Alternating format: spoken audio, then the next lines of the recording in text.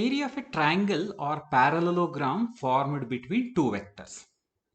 Consider the two vectors A, this is OA, whose value is A, and one more vector OB,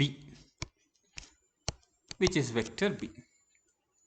Now we want to find out what is the area enclosed by these two vectors. That means the area of the triangle formed by these two vectors.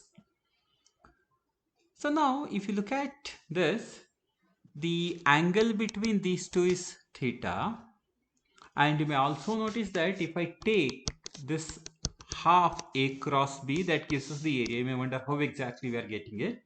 A cross B is A B sine theta. The modulus of A cross B is AB sine theta.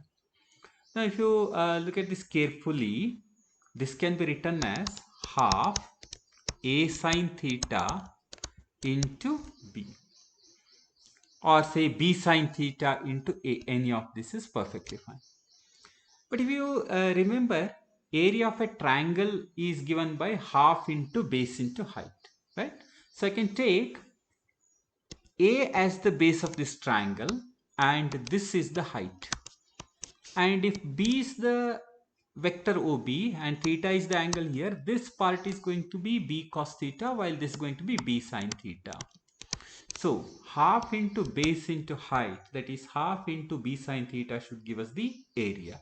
But you know, AB sin theta is nothing but A cross B. Therefore, the area of the triangle OAB is given by half of modulus of A cross B.